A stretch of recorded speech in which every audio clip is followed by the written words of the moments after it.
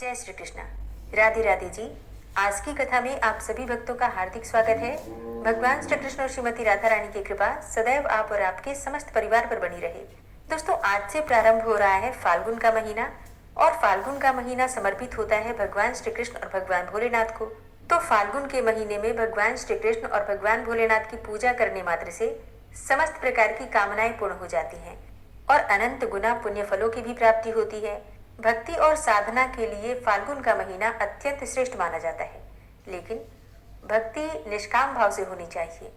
निष्काम भक्ति में बड़ी शक्ति है, क्योंकि जब हम सकाम भक्ति करते हैं तो हमारी कोई एक कामना होती है जिसके लिए हम आराधना करते हैं, लेकिन जब हम निष्काम भक्ति करते हैं, मतलब बिना किसी कामना के भक्ति करते हैं, तो भगवान अत्यंत प्रसन्न हो जाते हैं और उनकी कृपा से हमें सब कुछ प्राप्त हो जाता है। और ये कोई सुनी सुनाई बात नहीं है, बल्कि इसके पीछे कई पौराणिक कथाएं भी हैं। ऐसी ही एक कथा है प्राचीन समय में काशी के समीप एक नगरी की। काशी के समीप एक नगरी थी जो कि जंगलों से घिरी हुई थी। इसी नगरी में नंदी नाम के एक धनिक वैश्य भी रहा करते थे। वे धर्म कर्म में विश्वास करते थे और पूरे श्रद्धा से, भक्ति भाव से भगवान का चिंतन किया करते थे। उनका नियम था कि वे जंगल के मंदिर में प्रतिदिन पूजा करने जाते थे, दान करते थे, गरीबों की सहायता भी करते थे। एक दिन की बात है कि एक शिकारी उस मंदिर के समीप से गुजर रहा था। दोपहर की धूप तन जला रही थी। मंदिर के प्रांगण में छायादार वृक्ष और स्वच्छ सरोवर देखकर वो वहीं ठहर गया। तभी उसकी दृष्टि भगवान की मूर्ति पर पड़ी तो वह एकटक उस दिव्य स्वरूप में ही खो गया। अब जाने कहां से उसके अंतर्मन में ये प्रेरणा हुई कि वह भगवान की पूजा करे। अब वो उठा और वहीं एक बिल्व पत्र पड़ा था, सो उठा लिया और अंदर पहुंच गया। मंदिर के अंदर बिल्व पत्र को वहीं पर रख दिया और सरोवर में से अंजलि भरकर पानी उठाकर लाया। फिर पानी से स्नान कराकर और उसने बिल्व पत्र भी भगवान भोलेनाथ को चढ़ा दिया। फिर अपनी बुद्धि के अनुसार उसने अपनी हथेली दांतों से काटकर रक्त भी चढ़ा दिया।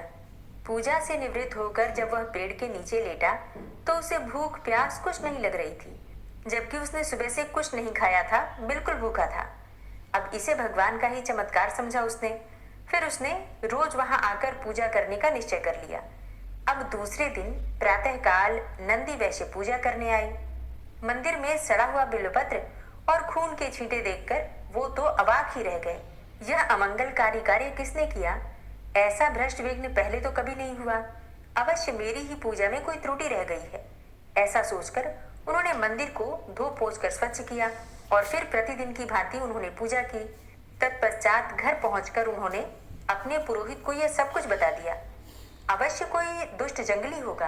कल मैं स्वयं चलूंगा और उसे डांटूंगा कि ऐसा अनर्थ करने से महादेव रुष्ट हो जाएंगे। पुरोहित जी ने कहा। अब अगले दिन दोनों पूजा सामग्री लेकर मंदिर में पहुंचे।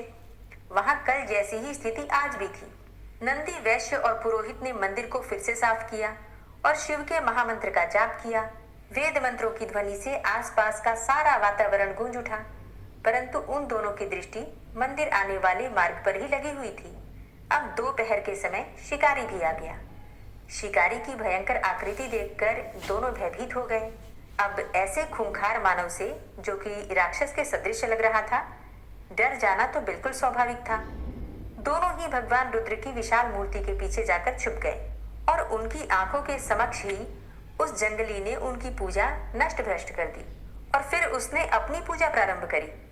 जल से स्नान कराया और बिल्व पत्र चढ़ाकर अपनी घायल हथेली में पुनः चाकू मारा तो रक्त के साथ मांस भी निकल पड़ा। दोनों चीजें पूर्ण भाव से प्रभु को अर्पित कर दी। फिर प्रभु के समक्ष साष्टांग दंडवत किया और वापस चला गया। अब नंदी वैश्य बोले कि महाराज, ये तो कोई राक्षस है। इसे तो किसी ज्ञान, प्रलोभन या भय से भी रोका नहीं जा सकता है, और अगर हम ऐसी चेष्टा भी करते हैं तो ये हमें जीवित तो नहीं छोड़ेगा। नंदी वैश्य की बातें सुनकर पुरोहित जी बोले कि कह तो आप सत्य ही रहे हैं, यह मूर्ख है, लेकिन क्या करें? भगवान को यूं ही अपवित्र होने के लिए छोड़ दें? नहीं, इस समस्या का एक ही उपचार है। मूर्ति को यहाँ से ले चलते हैं और आप इसे अपने घर में स्थापित कर लीजिए। अब दोनों ने यही निर्णय किया और उसके बाद घर लौटकर आए। फिर नंदी वैश्य ने आधा दर्जन मजदूर लिए और बैलगाड़ी में बैठकर मंदिर जा पहुंचा। फिर उसने मजदूरों से कहा कि एक दुष्ट जंगली मंदिर को अपवित्र करता है, समझाने पर भी नहीं मानता है, इसलिए मूर्ति को घर लेकर चलो। फिर तत्काल ही मूर्ति को उखाड़ लिया गया और बैलगाड़ी में लादकर उसे नगर में लाया गया। नंदी वैश्य ने पूर्ण विधि विधान से मंत्रोच्चारण के द्वारा उस मूर्ति को अपने घर में स्थापित किया। रात भर मूर्ति के समक्ष भजन कीर्तन होता रहा। अब उधर दूसरे दिन शिकारी अपने निर्धारित समय पर पूजा करने मंदिर पहुंचा तो क्या देखता है कि मूर्ति तो वहां है ही नहीं। अब मूर्ति को वहां ना देखकर सन्न रह गया शिकारी और बोला कि अरे, भगवान कहाँ गए? लगता है कि कहीं छुप गए हैं। शिकारी ने मंदिर का कोना कोना छान मारा, लेकिन भगवान वहां कहीं भी नहीं थे। अब वो वहीं बैठकर जोर जोर से रोने लगा, हे शंभो, हे महादेव, हे भोलेनाथ। अब वो भाव विह्वल होकर रो रहा था, मुझे क्यों त्याग दिया भगवान? मुझसे क्या भूल हो गई जो आप इस तरह से मुझे छोड़कर ही चले गए? मैंने तो कोई अपराध भी नहीं किया है। यदि भूलवश कोई अपराध हो भी गया है तो मुझे क्षमा कर दो प्रभु, मैं आपकी पूजा के लिए व्याकुल हूँ। शिकारी इसी प्रकार से रोता रहा और भगवान से प्रार्थना करता रहा। अब भगवान वहां होते तब तो उत्तर देते। शिकारी ने थोड़ी देर विचार किया, फिर उसने उस मूर्ति स्थल को ही, जहां पर वो मूर्ति पहले रखी हुई थी, उसी स्थान को उसने भगवान की संज्ञा दे दी और भगवान की पूजा प्रारंभ कर दी। बोला कि हे जगन्नाथ, बिना आराध्य के कैसी पूजा, परंतु हे भगवान, मैं विवश हूँ, मेरा आवेग रुकता नहीं है। मेरी यह पूजा स्वीकार करो और उसके बाद मैं अपने प्राण त्याग दूंगा, क्योंकि बिना स्वामी के दास कैसे जीवित रह सकता है। उसने बिल्वपत्र और जल चढ़ाकर अपने हाथ से मांस काटकर रक्त सहित उसी स्थान पर समर्पित कर दिया जहाँ की पहले मूर्ति थी। फिर सरोवर में स्नान करके अखंड ध्यान में बैठ गया।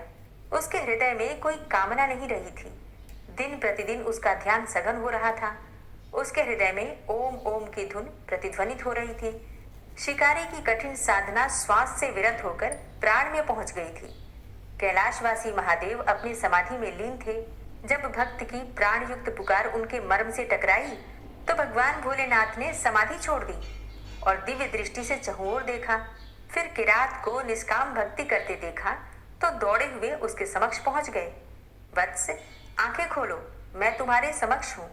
तुम्हारे कठिन तप और भक्ति भाव से मैं अति प्रसन्न हो गया हूँ। अब तुम अपनी अभिलाषा व्यक्त करो। भगवान रुद्र ने प्रेम पूर्वक कहा। किरात ने आंखें खोली तो अपने समक्ष अपने आराध्य को देखा। भगवान, वह विवल होकर उनके चरणों से लिपट गया। आपने दर्शन देकर मुझे कृतार्थ कर दिया। मैं सिर्फ इतनी अभिलाषा रखता हूँ कि मैं सदैव आपके ध्यान, भक्ति और सेवा में निरत रहूं। तथास्तु, आज से तुम मेरे पार्षद हुए, मैं तुम्हें अपनी सेवा में लेता हूँ। शिकारी प्रसन्नता से नाच उठा। उसकी यह दशा देखकर भोले भंडारी भी डमरू बजाने लगे और सुंदर नृत्य करने लगे। और जब भगवान भोलेनाथ का डमरू बजा तो देवी देवताओं ने भी अन्य वाद्य यंत्रों से उस आनंदपूर्ण स्थिति का आनंद बढ़ा दिया।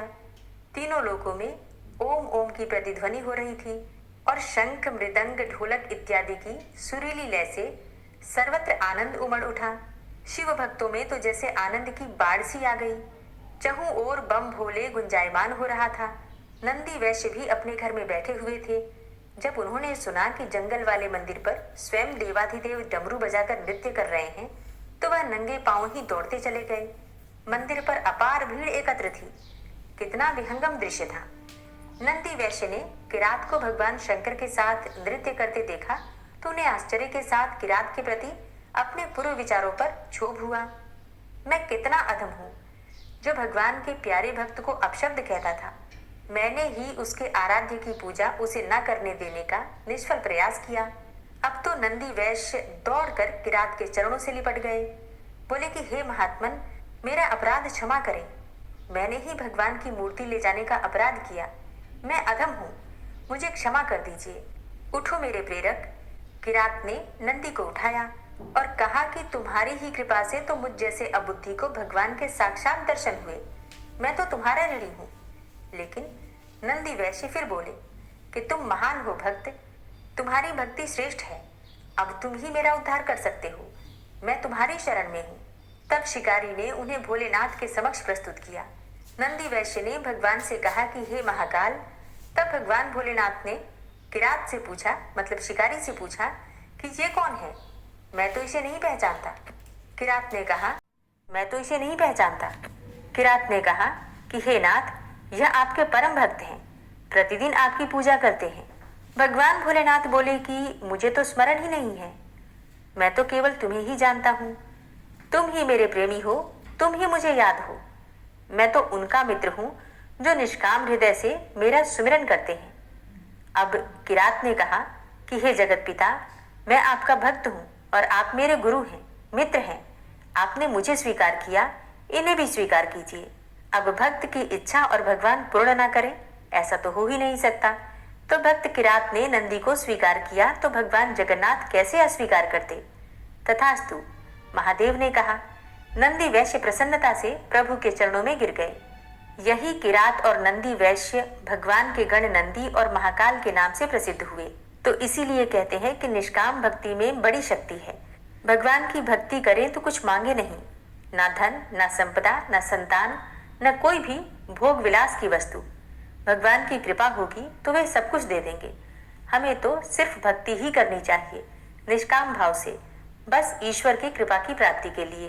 तो ओम विश्वं विष्णुर्वषट्कारो भूत भव्य भवत्प्रभु भूतकृत भूतभृत भावो भूतात्मा भूतवाहन भूतात्मा परमात्मा च मुक्तानां परमागति अव्ययः पुरुषः साक्षी क्षेत्रज्ञो अक्षर एव च योगो योग विदाम नेता प्रधान पुरुषेश्वरः नारसिंह वपु श्रीमान केशवः पुरुषोत्तम सर्वः शर्वः शिवस्थाणुर्भूतादिर्निधिर्व्ययः संभवो भावनो भर्ता प्रभवः प्रभुरीश्वरः स्वयंभू शंभुरादित्यः पुष्कराक्षो महास्वनः अनादिनिधनो धाता विधाता धातुरुत्तमः अप्रमेयो ऋषिकेश पद्मनाभो अमरप्रभु विश्वकर्मा मनुस्त्वष्टा स्थविष्ठः स्थविरो ध्रुवः अग्राह्यः शाश्वतः कृष्णो लोहिताक्षः प्रतर्दनः प्रभूतस्त्रिककुब्धाम पवित्रं मङ्गलं परम् ईशानः प्राणदः प्राणो ज्येष्ठः श्रेष्ठः प्रजापति हिरण्यगर्भो भूगर्भो माधवो मधुसूदनः ईश्वरो विक्रमी धन्वी मेधावी विक्रमः क्रमः अनुत्तमो दुराधर्षः कृतव्यः कृतिरात्मवान् सुरेशः शरणं शर्म विश्वरेताः प्रजाभवः अह संवत्सरो व्याल प्रत्ययः सर्वदर्शनः अजः सर्वेश्वर सिद्धः सिद्धे सर्वादिर्च्युतः वृषाकपिर्मेयात्मा सर्वयोगविनिश्रितः वसुर्वसुमनः सत्यः समात्मा संमितः समः अमोघ पुण्डरीकाक्षो वृषकर्मा वृषाकृतिः रुद्रो बहुशिरा बभ्रुर्विश्वयोनिः शुचिश्रवः अमृतः शाश्वतस्थाणुर्वरारोहो महातपः सर्वगः सर्वविद्भानुर्विश्वक्सेनो जनार्दनः वेदो वेदविद्व्यङ्गो वेदाङ्गो वेदवित्कविः लोकाध्यक्ष सुराध्यक्षो धर्माध्यक्ष कृताकृत चतुरात्मा चतुर्व्यूहश्चतुर्द्रष्टश्चतुर्भुजः भ्राजिष्णुर्भोजनं भोक्ता सहिष्णुर्जगदाति च अनघो विजयो जेता विश्वयोनिः पुनर्वसु उपेन्द्रो वामनः प्रांशुर्मोघः शुचिरुर्जितः अतीन्द्रः संग्रहः सर्गो धृतात्मा नियमो यमः वेद्यो वैद्यः सदा योगी वीरः माधवो मधु अतीन्द्रियो महामायो महोत्साहो महाबलः महाबुद्धिर्महावीर्यो महाशक्तिर्महाद्युतिः अनिर्देश्यवपुः श्रीमान् मेयात्मा महाधृतिर् महिश्वासो महिभर्ता श्रीनिवासः सतां गति अनिरुद्ध सुरानन्दो गोविन्दो गोविन्दाम्पति मरीचिर्दमनो हंस सुपर्णो भुजगोत्तम हिरण्यनाभ सुतपा पद्मनाभ प्रजापति अमृत्यु सर्वदिक्सिंह संधाता संधिमान स्थिर अजो दूर्मर्षण शास्ता विश्रुतात्मा सुरारिहा गुरुर्गुर्तमो धाम सत्य सत्य पराक्रम निमिषो अनिमिषो श्रग्वी वाचस्पति रुदारधि अग्रणिर्ग्रामणी श्रीमान न्यायो नेता समीरण सहस्रमूर्धा विश्वात्मा सहस्राक्ष सहस्रपात आवर्तनो निवृत्तात्मा संवृतः संप्रमर्दन अहसंवर्तको वह निर्निलोधरणीधर सुप्रसादः प्रसन्नात्मा विश्वदृक् विशुभुग् विभु सत्कर्ता सत्कृतः साधु जहनुर्नारायणो नरः असंख्येयो अप्रमेयात्मा विशिष्टशिष्टकृच्छुवि सिद्धार्थ सिद्धसंकल्प सिद्धिदः सिद्धिसाधनः वृषाहि वृषभो विष्णुर्विष्पर्वा वृषोदरः वर्धनो वर्धमानश्च विविक्तः श्रुतिसागरः सुभुजो दूर्धरो वाग्मी महेन्द्रो वसुदो वसु नैकरूपो बृहद्रूप शिपिविष्टः प्रकाशनः ओजस्तेजो द्युतिधर प्रकाशात्मा प्रतापनः रिद्धस्पष्टाक्षरो मन्त्रश्चन्द्रांशुर्भास्करदुतिः अमृतांशुद्भवो भानु शशबिन्दुः सुरेश्वरः औषधं जगतः सेतु सत्यधर्म पराक्रमः भूतभव्य भवन्नाथ पवनः पावनो नलः कामः कामकृत्कान्तः कामः कामप्रदः प्रभु युगाधिकृत युगावर्तो नैकमायो महाशनः अदृश्यो अव्यक्तरूपश्च सहस्रजितनन्तजित् इष्टो अविशिष्ट शिष्टेष्ट शिखण्डी नहुसो वृष क्रोधः क्रोधकृत्कर्ता विश्वबाहुर्महीधरः अच्युतः प्रतितः प्राणः प्राणदो वासवानुजः अपां निधिर्धिष्ठानं प्रमत्तः प्रतिष्ठितः स्कन्दः स्कन्दधरो धूर्यो वरदो वायुवाहनः वासुदेवो बृहद्भानुरादिदेवः पुरन्दरः अशोकस्तारणस्तार शूर सौरिर्जनेश्वर अनुकूल शतावर्त पद्मी पद्मनिभेक्षण पद्मनाभो अरविंदाक्ष पद्मगर्भ शरीरभृत महर्धिरिद्धो वृद्धात्मा महाक्षो गरुड़ध्वज अतुल शर्भो भीमो समयज्ञो हविर्हरि सर्वलक्षण लक्षण्यो लक्ष्मीवान समितिंजय वीक्षरो रोहितो मार्गो हेतुर्दामोदर सह महीधरो महाभागो वेगवान मिताशन उद्भव बणो देव श्रीगर्भ परमेश्वर करणं कारणं कर्ता विकर्ता गहनो गुह व्यवसायो व्यवस्थान संस्थान स्थान दो ध्रुव परर्थी परमस्पस्तुष्ट पुष्ट सुभेक्षण रामो विरामो विरजो मार्गो नेयो नयोनय वीर शक्तिमतां श्रेष्ठो धर्मो धर्म विदुत्तम वैकुंठ पुरुष प्राण प्राणदः प्रणव पृथु हिरण्यगर्भ शत्रुघ्नो व्याप्तो वायुरुधोक्षज ऋतु सुदर्शन काल परमेष्ठी परिग्रह उग्र संवत्सरो दक्षो विश्रामो विश्वदक्षिण विस्तार स्थावर स्थाणु प्रमाणं बीजमव्ययम् अर्थो अनर्थो महाकोशो महाभोगो महाधन अनिर्विण्ण स्थविष्टोभु धर्मयुपो महामख नक्षत्र नेमिर नक्षत्री क्षमा छाम समीहन यज्ञ इज्जो महिज्यश्च क्रतु सत्रम सतां गतिः सर्वदर्शी विमुक्तात्मा सर्वज्ञो ज्ञानमुत्तमं सुव्रत सुमुख सुष्मा सुघोष सुखद सुहृत मनोहरो जित्क्रोधो वीरबाहुर्विदारणः स्वापनः स्ववसो व्यापी नैकात्मा नैककर्मकृत् वत्सरो वत्सलो वत्सी रत्नगर्भो धनेश्वरः धर्मगुप्त धर्मकृत धर्मी सदसक्षरमक्षरम अविज्ञाता सहस्रांसुर्विधाता कृतलक्षण गभस्थिनेमिः सत्वस्थ सिंहो भूतमहेश्वर आदिदेवो महादेवो देवेशो देवभृद्गुरु उत्तरो गोपतिर्गोप्ता ज्ञानगम्यः पुरातन शरीरभूतभृद्भोक्ता कपीन्द्रो भूरि दक्षिण सोमभो अमृतपः सोम पुरुजित पुरुषोत्तम विनियोजय सत्यसन्धो दाशाः सात्वतां जीवो विनयिता साक्षी मुकुन्दो अमित विक्रम अम्भो निद्रणन्तात्मा महोदधीशयोऽन्तकः अजो महारः स्वाभाव्यो जितामित्रः प्रमोदन आनन्दो नन्दनो नन्दः सत्यधर्मा त्रिविक्रम महर्षि कपिलाचार्यः कृतज्ञो मेदिनीपतिः त्रिपदस्त्रिदशाध्यक्षो महाशृङ्गः कृतान्तकृत् महावराहो गोविन्दः सुखेणः कनकाङ्गदी गुह्यो गभीरो गहनो गुप्तश्चक्र गदाधरः वेथा स्वाङ्गो अजितः कृष्णो दृढः सङ्कर्षणोच्युत वरुणो वारुणो वृक्षः पुष्कराक्षो महामनाः भगवान् भगानन्दी वनमाली हलायुधः आदित्यो ज्योतिरादित्यः सहिष्णुर्गतिसत्तमः सुधन्वाखण्ड परशुर्दारुणो द्रविडप्रदः दिविस्त्रिक्सरदृग्व्यासो वाचस्पतिर्योनिजः त्रिसामा सामगः साम निर्वाणं भेषजं भिषक् संन्यासकृच्छमः शान्तो निष्ठा शान्तिः परायणं शुभाङ्गः शान्तिदस्रष्टा कुमुदः कुबलेशय गोहितो गोपतिर्गोप्ता वृषभाक्षो वृषप्रियः अनिवर्ति निवृतात्मा संक्षेप्ता क्षेमकृच्छिवः श्रीवत्सवक्षा श्रीवास श्रीपति श्रीमताम्बर श्रीद श्रीश श्रीनिवास श्रीनिधि श्रीविभावन श्रीधर श्रीकर श्रेय श्रीमान लोकत्रयाश्रय स्वक्ष स्वंग शतानंदो नंदिर्ज्योतिर्गणेश्वर विजितात्मा विधेयात्मा सत्कीर्तिश्छिन्न संशय उदीर्ण सर्वतक्षसुर निशा शाश्वत स्थिर भूषयो भूषणो भूतिर्विशोक शोकनाशन अर्चिष्मान अर्चित कुंभो विशुद्धात्मा विशोधन अनिरुद्धो अप्रतिरथ प्रद्युम्नो अमित विक्रम कालिनेमि निहावीर शौरी सूर्जनेश्वर त्रिलोकात्मा त्रिलोकेशः केशवः केशिहारी कामदेवः कामपालः कामीकान्तः कृतागमः अनिर्देशवपुर्विष्णोर्वीरो अनन्तो धनञ्जयः ब्रह्मण्यो ब्रह्मकृत् ब्रह्मा ब्रह्म ब्रह्म विवर्धन ब्रह्मविद् ब्राह्मणे ब्रह्मी ब्रह्मज्ञो ब्राह्मण प्रियः महाक्रमो महाकर्मा महातेजा महोरगः महाक्रतुर्महायज्वा महायज्ञो महाहवि स्तव्यः स्तव प्रियः स्तोत्रं स्तुतिस्तोतारण प्रियः पूर्णः पुरैता पुण्य पुण्यकीर्तिर्नामयः मनोजवस्तीर्थकरो वसुरेता वसुप्रदः वसुप्रदो वासुदेव वसुर्वसुमनाहवि सद्गतिः सत्कीर्तिः सत्ता सद्भूति सत्परायणः शूरसेनो यदुश्रेष्ठः सन्निवासः सुयामुनः भूतावासो वासुदेवः सर्वासु निलयोनलः दर्पः दर्पदो दृप्तो दूर्धरोधा पराजितः विश्वमूर्तिर्महामूर्तिर्दीप्तमूर्तिर्मूर्तिमान् अनेकमूर्तिरव्यक्तः शतमूर्तिः शताननः एको नैकः सवः क किं यत्तत्पदमनुत्तमं लोकबन्धुर्लोकनाथो माधवो भक्तवत्सलः सुवर्णवर्णो हेमाङ्गो वराङ्गश्चन्दनाङ्गदी वीरः विषमः शून्यो घृताशीरचलश्चलः अमानीमानदो मान्यो लोकस्वामी त्रिलोकदृक् सुमेधा मेधजो धन्यः सत्यमेधाधराधरः तेजो वृषः द्वितिधरः सर्वशस्त्रभृताम्बरः प्रग्रहो निग्रहो व्यग्रो नैकशृङ्गो गदाग्रजः चतुर्मूर्तिश्चतुर्बाहुश्चतुर्व्यूहश्चतुर्गति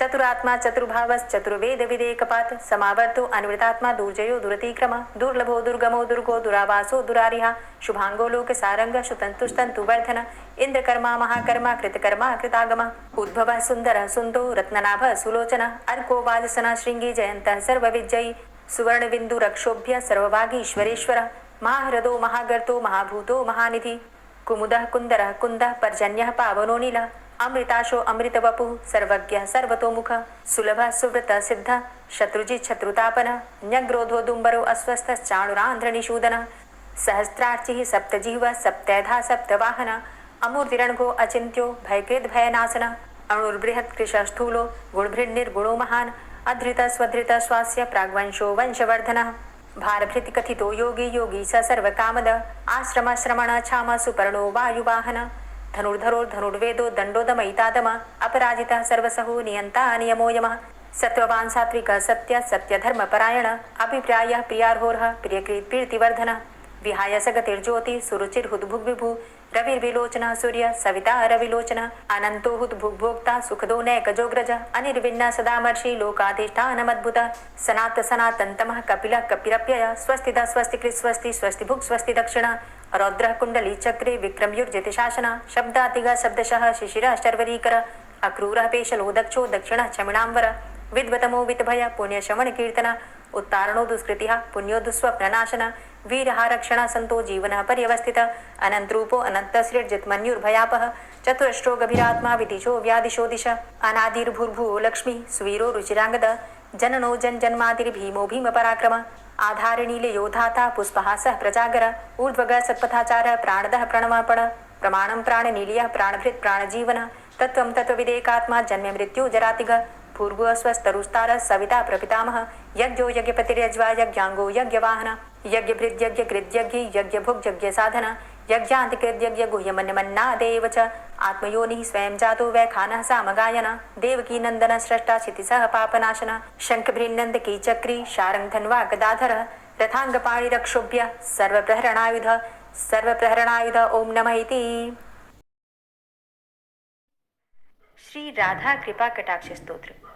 मुनीन्द्र वृंद वंदिते त्रिलोक शोक हारिणी प्रसन्न वक्त्र पंकजे निकुंज भूविलासिनी व्रजेन्द्र भानुनंदिनी व्रजेन्द्र सूनु संगते कदा करिष्यसि मां कृपा कटाक्ष भाजनम् अशोक वृक्ष वल्लरी वितान मंडप स्थिते प्रवाल बाल पल्लव प्रभारुणान्ध्रि कोमले वराभय स्फुरत्करे प्रभूत संपदालये कदा करिष्यसि मां कृपा कटाक्ष भाजनम् अनङ्गरङ्ग मङ्गलं प्रसङ्ग भङ्गुरं भ्रुवां सविभ्रमं ससम्भ्रमं दृगन्त बाणपातने निरन्तरं वशीकृत प्रतीत नन्दनन्दने कदा करिष्यसि मां कृपा कटाक्ष भाजनम्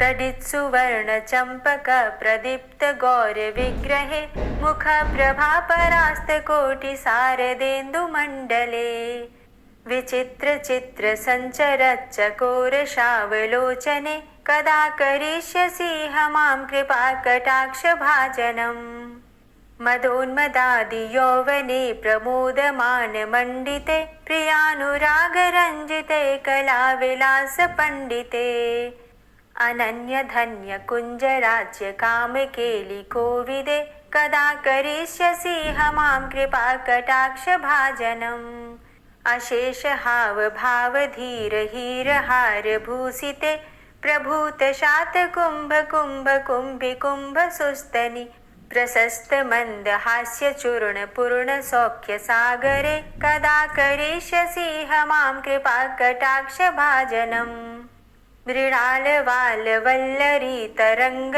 रंग दौर्लते लताग्रलास्य लोल नील लोचनावलोकने ललल्लुलन्मिलन् मनोज्ञ मुग्ध मोहिनाश्रिते कदा करिष्यसि मां कृपा कटाक्ष भाजनम् सुवर्ण मल्लिकाञ्चित त्रिरेख कम्बुकण्ठगे त्रिसूत्र मङ्गली गुण त्रिरत्न दीप्ति दीधिते सलोल नील कुन्तल प्रसून गुच्छ गुम्फिते कदा करिष्यसि मां कृपा कटाक्ष भाजनम् नितम्ब बिम्ब लम्बमान पुष्प मेखला गुणे प्रशस्त रत्न किङ्किणी कलाप मध्य मंजुले करीन्द्र शुण्ड दण्डिकावरोह शोभ गोरुके कदा करिष्यसि मां कृपा कटाक्ष भाजनम् अनेक मंत्रनाद मंजुनूपुरारवस्खलत्